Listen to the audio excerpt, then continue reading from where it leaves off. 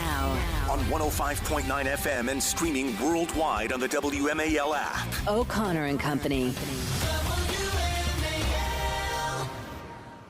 Well, good morning, everyone. Happy Friday to all of you. This is O'Connor and Company on News Talk 105.9 WMAL. We are making sense of the news. It is, of course, 5:07 a.m. No, I am not Larry O'Connor. I am Andrew Langer in for him, but sitting alongside me, you know her, you love her. She's with us every Friday morning, only she doesn't call it Friday. Happy Friday to you, Patrice. Happy Friday, Andrew. Did I not say Patrice Onwuka? Of course, Patrice Onwuka is sitting with us. I'm sorry. Yeah, I was here yesterday, so the folks, were you know. You? Yeah, I was here yesterday. You were in for Leap Day. That's why you missed all the great Leap Day deals. I know. I didn't take advantage of one of them, and we talked about it on air. As I said, I didn't know it was a thing, so I missed out on it. Anyway, we got a great show today, as we always do here on O'Connor and Company. We've got Zach Smith. There's a Freudian slip. Zach Smith from the Heritage Foundation talking about the Supreme Court and the SEC. We've got Maryland delegate Kathy Szeliga. Love Kathy. I haven't spoken to her in far too long. We're going to talk about stuff going on in Maryland.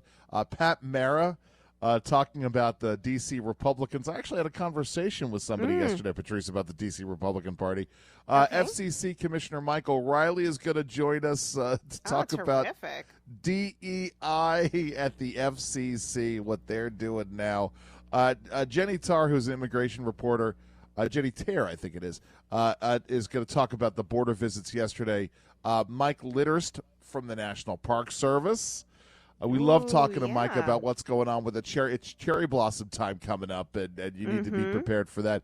And then, of course, we're going to be joined by Brett Baer from Fox News to talk about what's going on at the border and Super Tuesday. I forget. It's March 1. By the way, rabbit, everybody. Happy March 1st to you. March is upon us, and that means, of course, the cherry blossoms and Super Tuesday, Patrice, doesn't it does. It means, well, we know that Punxsutawney Phil did not see his shadow, so I think that means that spring is around the corner, and the weather lately suggests that, spring is here. Listen, so I just wish, welcome when March comes in like a lion and goes out like a lamb. I am, anyway, I'm getting tired of the whipsaw of the weather. Anyway, the most important news, obviously, is that the deposition got released. The Hunter Biden deposition got released yesterday. Yeah. 200-plus pages, and I am supremely unhappy with the job that Comer and Company did. Listen, the biggest takeaway, if you haven't heard, the biggest takeaway, you probably haven't heard because it's 5:10 in the morning and you're listening to the news right now. Apparently, Hunter Biden was so hopped up on goofballs that he can't remember a thing. All he knows is, Patrice, he can't remember specific business dealings because he's on crack. But all he does know is that his father absolutely was never involved in any of his business dealings whatsoever. That much he's certain about. Now, I don't know. Listen, I don't know anything about being high on crack cocaine or frankly being an alcoholic. But I would think that there would be other pertinent details he might remember. What are your thoughts here? Well, again, he's proven that he's a liar. Yes. He has lied in the past, which makes me wonder, was he lying during the deposition? And he probably was. The question is, what was he lying about? Was he lying then? Was he lying now? I believe that we did learn coming out of the deposition that the big guy was President Biden.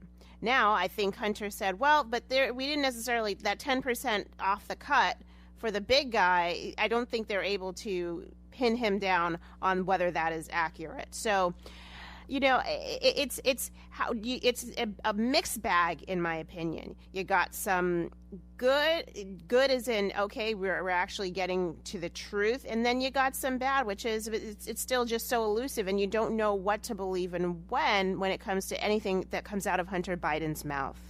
Yeah, listen, it's funny because I pulled this up here. The deposition is available everywhere, by the way. It is 230 pages, and you're right. That is the question of the big guy and I'm going through here to see if he sort of confirmed a bunch of things, and I got to go back through to see exactly what he confirmed here in terms of the big guy being his dad. I will tell you some of the things. The reason why I'm angry about this is that there was one simple, straightforward question that was bothering me here in all of this, right? And we could talk about the financial dealings, but this is an inquiry into, for the sake of impeachment. It is one of the questions that's asked is, well, obviously we can talk about what Joe Biden did as Vice President of the United States. There's questions about what happened in the interim time between when he was Vice President and when he became President in 2021. But certainly acts that he undertook while he was President of the United States are important, and most namely, and I brought this up with Joe DeGeneva and a handful of others on this show, is the question of Hunter defying that initial subpoena. Showing up on Capitol Hill, doing a press conference, saying he wasn't going to go to testify, and then going off to his dad's house in Delaware and flying back to Washington on Marine One. And so the real question that I'm shocked that nobody asked him here, which was, Hunter Biden, did you and your father have a conversation? You talk to your father all the time, right? That's one of the things that came out in this, is that he admits that his dad calls. When his dad calls, he picks up. He said, Patrice, if his dad called during the deposition, he would pick up the phone and he would put him on speakerphone so that he could say hi to everybody in the room and Jamie Raskin, et cetera. Yeah. So nobody asked the question, well, did you have a conversation with your father about defying the subpoena? Because if he had a conversation, that's something we need to know. We need to know about the substance of that conversation. We need to know if the White House had advised him to defy that subpoena. And if so, that's an impeachable offense. For the President of the United States, if the President of the United States were to encourage his son to ignore a lawfully issued congressional subpoena in an impeachment inquiry, that's impeachable to me. I mean, that's and it looks like they didn't ask that, which is amazing. I'm sorry. What do you think about that? Sure. I know it's a lot there. It's a lot there. Well, I mean, there's so many places where President Biden and his son, where President Biden could be culpable. I think you're pointing at that, which is one of them. Even in this investigation and impeachment inquiry, did you absolutely work with James Comer, Jim Jordan, those who are looking into what you're doing or what you did in the past? And I don't think there is a good answer for that, but I don't even think we need to go that far ahead. I mean, it seems like whether you're talking about the Bidens benefiting, and I think yesterday we talked about this, just because whether or not there is a direct payment from one of Hunter's business partners right into President Biden's bank account doesn't have to be the standard for bribery. I mean, the family benefiting, his children, his brother, his family members directly benefiting because they're using the Biden name, and that's the Biden way to make money, is more than enough for the American people to recognize that the Bidens are corrupt people. And this is a corrupt family. And the only reason why they would have the access and get the business deals is because President Biden was formerly Vice President Biden and had access and could shape foreign policy in his role as Vice President. I mean, 1 + 1 = 2, right? Right, absolutely. And listen, I want to talk about Eric Swalwell made a very ill-conceived, ill-timed joke. We will talk about that in just a sec, but first, it's 5:15 a.m. WMAL. Making sense of the news. Live from the Home Paramount Pest Control Studios. Home Paramount, the leader in pest control since 1939. Later this morning on the Chris Plante Show, President Trump and Joe Biden headed to our southern border today. But is Joe Biden going to the Mexican side? 9 a.m. on WMAL. So I got this deposition last night. I'm sitting actually at dinner, Patrice, with my daughter. I went out to dinner last night. Okay. Interestingly enough, anyway, I don't know if we're allowed to talk about where Larry is, but my wife and Larry are in the same city right now. So I had dinner with my younger daughter. And as I'm sitting there, sort of waiting, I'm reading through this, and immediately on page 11 and 12, something pops out to me as they're sort of doing the introductions to this deposition. And we've been waiting for this. And it's Democrats and Republicans in the room. James Comer, he lets folks know that the subpoenas or the deposition is going to be released. And Eric Swalwell pipes in with a joke. And I don't mean it in a good way. It was not a good-natured joke, like, let's all laugh about this. He asked if the deposition was going to be released in both English and Russian, which is his way of sort of, perpetuating this myth. Yeah, a pot shot, but also perpetuating this myth that the Republicans are pushing forth Russian propaganda and Russian agitprop, right? Remember, that was, of course, the excuse about the Hunter Biden laptop, that it's Russian disinformation, and that's been disproven. And it's like, this guy, by the way, who is not uncompromised himself, right? Let's not forget that it was Eric Swalwell who was involved with a Chinese spy, allegedly. Let's say allegedly. And so for him to sort of make this joke. Now, thankfully, James Comer shut it down. I mean, he said, we're not going to tolerate any more outbursts like that. So apparently, Eric Swalwell has had these kinds of outbursts before.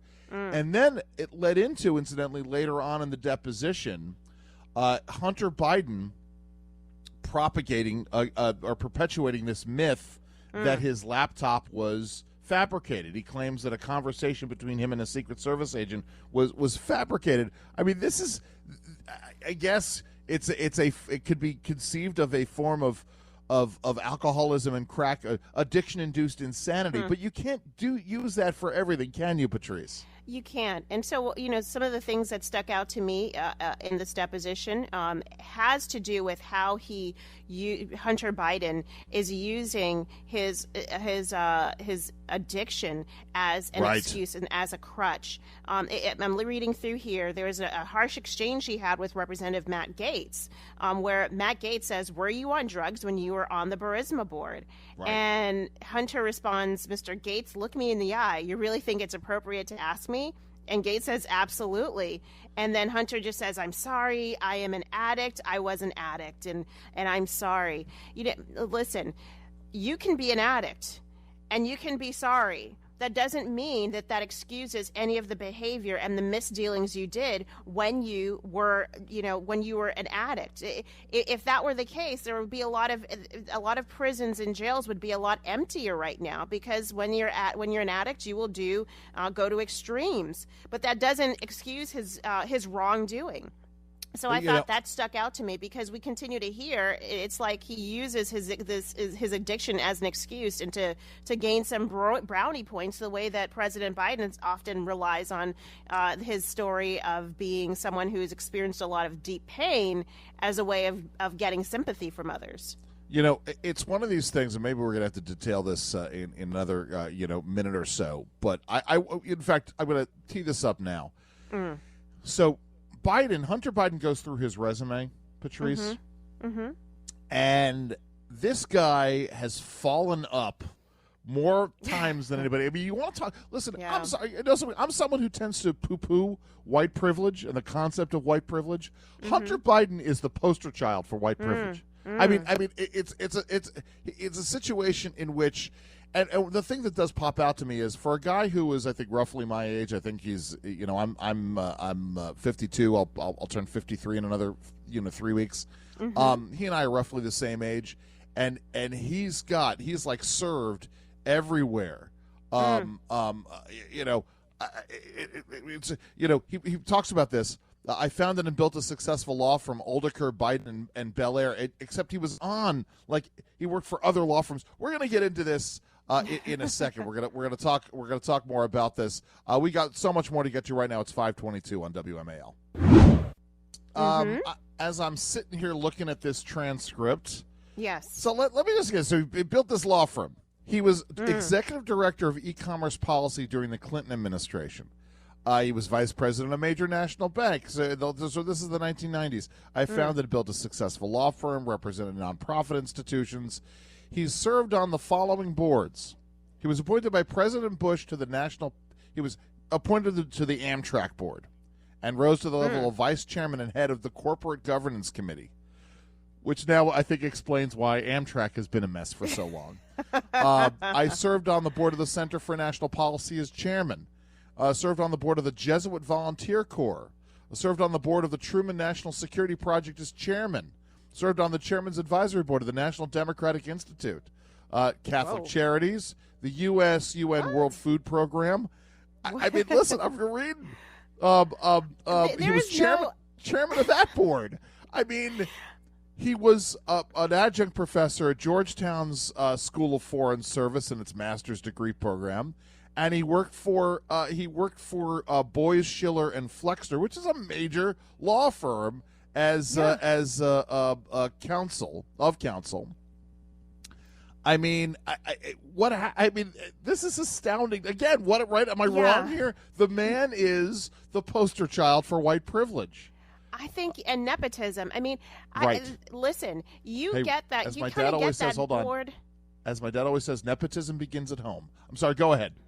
You get that kind of resume. You get those invitations to boards at the end of a long career where you've built your name and reputation and expertise, usually in one field or another. Like that's what you get on when you have semi-retired and you actually have a track record. To me, this seems like the only thing he was peddling was his last name. Right. What did he have to offer all of these boards? That's exactly it. It's a situation in which you're either on there because you have these great accomplishments or because someone is trying to curry favor with your father, who is either a United States Senator, a major United States Senator. Let's not poo-poo Joe Biden's record in the Senate. That's right. Or as vice president, or obviously hasn't been doing this since he's been president of the United States. Oh, and by the way, how do you repay that kindness? Again, a story that is the ultimate example of white privilege. You become addicted to crack cocaine. That's where we are here. While doing all of that. While doing all of these things. He's members of the Connecticut Bar. Why the Connecticut Bar? The D.C. Bar, the Court of Federal Claims, which he got wrong in his resume. It's the Court of Federal Claims, and the Bar of the U.S. Supreme Court. By the way, he's written a memoir called Beautiful Things, which apparently that's the other part of it. Someone should go and read through and summarize Hunter Biden's memoir, which I'm sure he got down into granular detail about the stories of his life, and yet he can't remember the pertinent facts of things that are going on with the business dealings. Why?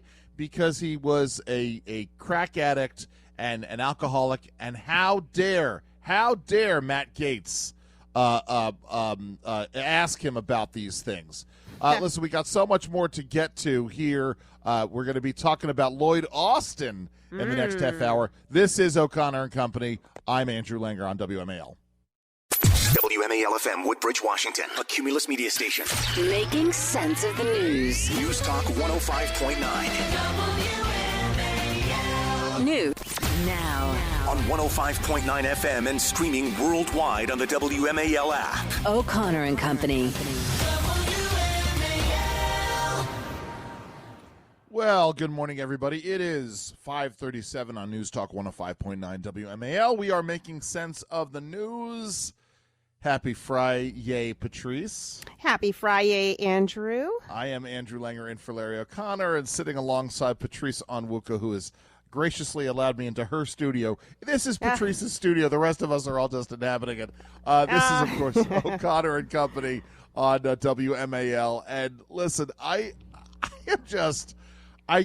in the same way you cannot take your eyes off of a car wreck, and I watch those videos. I don't know about you, but I love watching videos of car wrecks. I cannot avert my eyes in this train wreck disaster that is Lloyd Austin's tenure as defense secretary. He was up on the Hill yesterday, and it's like they can't seem to get their messaging down, the administration, on this. Yeah. So he's the Secretary of Defense. This is not an unimportant position. Like, I wouldn't care if he were Secretary of HUD. Transportation. Transportation, right? Right. We need to have this conversation, Patrice. There is an upper tier and a lower tier of the cabinet. There is. And this is next to state. Right? The two most important cabinet positions are Secretary of State and Secretary of Defense. Yes. And their narrative should be that the Secretary of Defense is strong. He is strong like bull. He is here. He can do no wrong. But apparently they were limiting his testimony yesterday. Here's Mike Rogers talking about the limitations on Lloyd Austin's testimony. Let's hear this. Mr. Secretary, thank you for being here today. Let me start by saying that we all here wish you a full and speedy recovery. We understand you are still recovering, and sitting for too long is not the best thing for your health. So in consultation with the ranking member, we've agreed to your request to limit your appearance today to 2 hours. To get to as many questions as possible, I ask unanimous consent to reduce the time for questions to 4 minutes. Without objection, so ordered. So there you go. So we are admitting our defense secretary can't sit still for more than. And I get it. Prostate issues and all of that jazz, and he doesn't want to keep getting up. I'm reminded, in fact, I'm sure Michael could find this of the clip. I think it's from Seinfeld of Costanza Sr., Frank Costanza, yelling about not having a prostate. Maybe it's from Everybody Loves Raymond. I think it's maybe it is Peter Boyle from Everybody Loves Raymond. Anyway, arguing about that. So, Michael, before we get to that, though, I want to hear this, because very illuminating, and obviously one of the great mysteries, right, Patrice, was this story about how the president could not know that the defense secretary was health compromised, and this got asked the question here. Let's play this cut, Michael, because it's very, very enlightening. Cut number 2. Let's go ahead and play this. Is it typical that the president would go 3 days without talking to his Secretary of Defense? Is that typical, or is that a regular posture? Do you usually go days without talking to the commander? I mean, that can happen. It depends on whether or not the president's on travel. If I'm on travel, there are times when we do go days without direct communication. So the big issue for me here is either the president is that aloof or you are irrelevant. Which one is it, Mr. Secretary? That the president would go 3 days without knowing that his Secretary of Defense is not on the job? It's neither. The president is not aloof, and I am. I participate in all of the. Let me ask you this: on January. All right. So, right. I mean, it really is cringeworthy. Go ahead, Patrice. I'm sorry. I want to hear. It's cringeworthy because it's like Austin had an aha moment that he is irrelevant. Oh my God! I mean, he didn't want to admit that the president is distancing himself from him or just not accessible to him, and so he tried to fall on his sword and even failed at that task. But it goes to show that we have to wonder, well, how many times during crisis conflicts in Israel,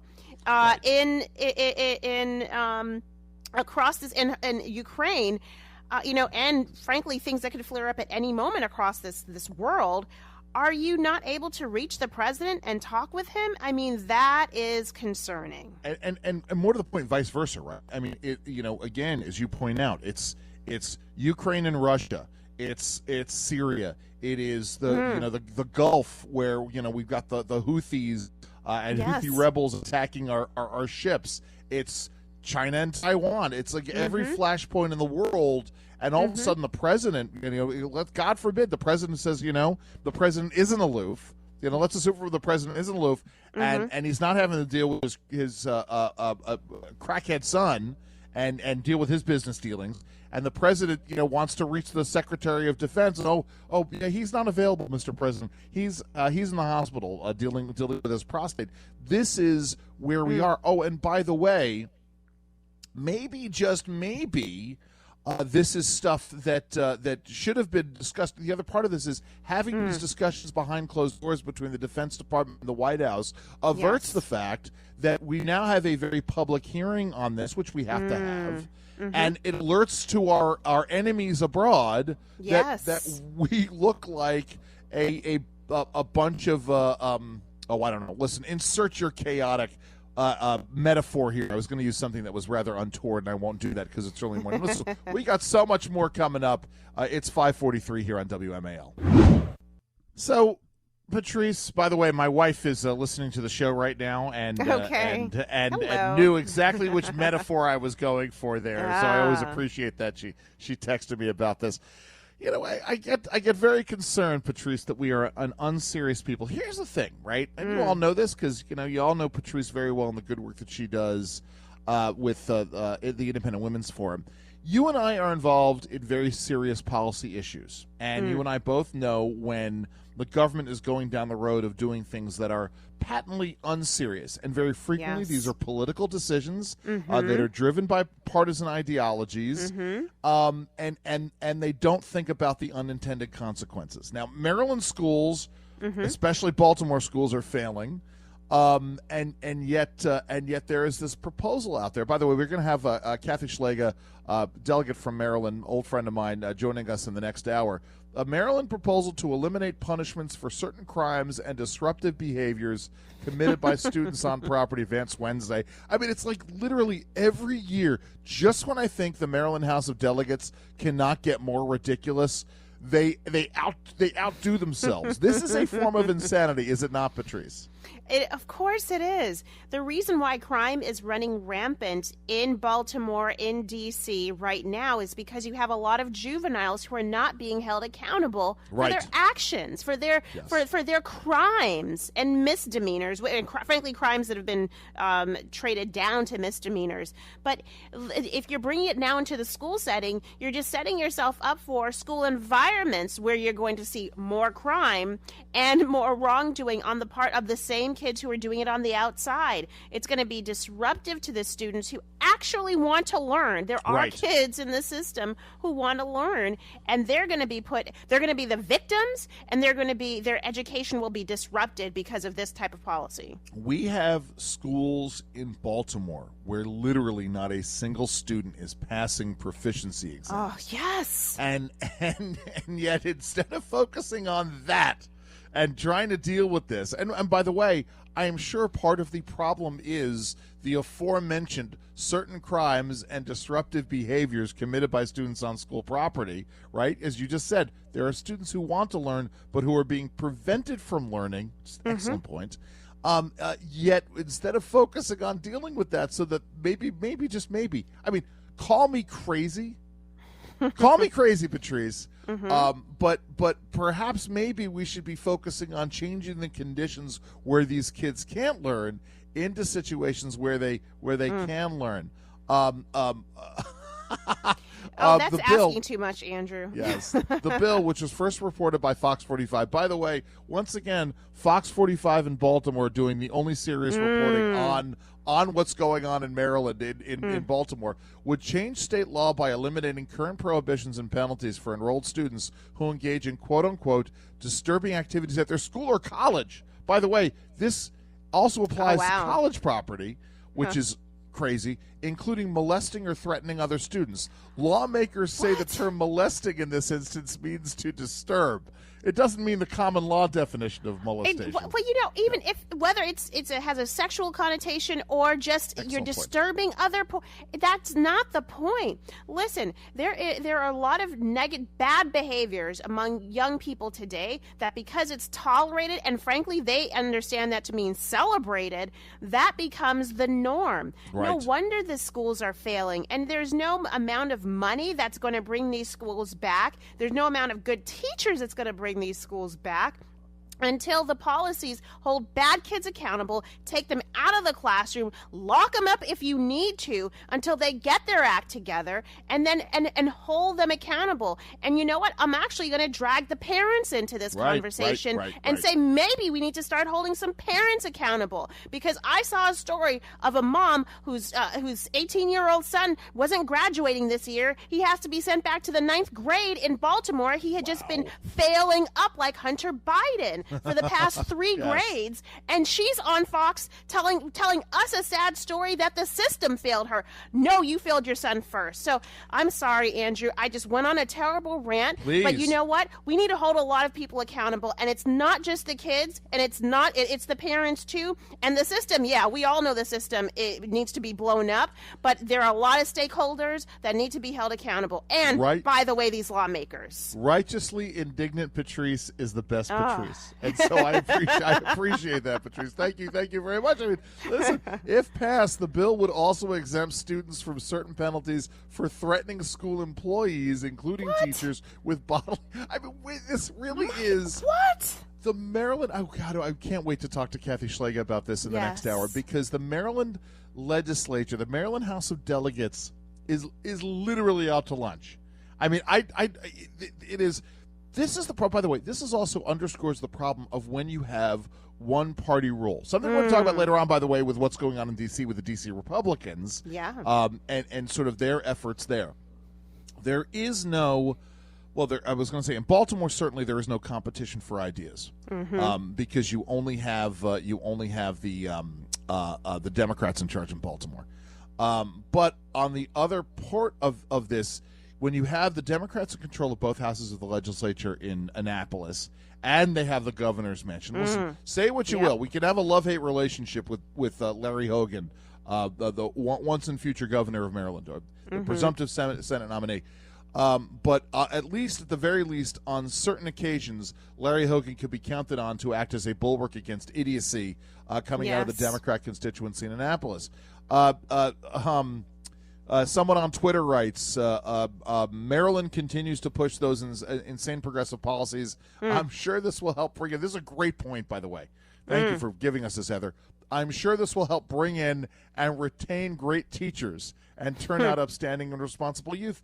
You know, that's the other part of this is how can you possibly go and recruit teachers in an environment in which students are not going to be punished if they threaten teachers with bodily harm here. I mean, this, again, Patrice, to circle back to the point that I made at the start, they never think about the unintended consequences, do they? No, they don't. They don't. And there's a teacher in Virginia Beach who was shot by a student. Remember, I'm pretty sure. I would hope that they would bring her to a hearing to talk about this issue when the bill comes up. I'd love to see somebody do that. You know something? We will make that suggestion to Kathy Schlega when we have her on in the next hour. It's 5:54 here on O'Connor and Company, WMAL.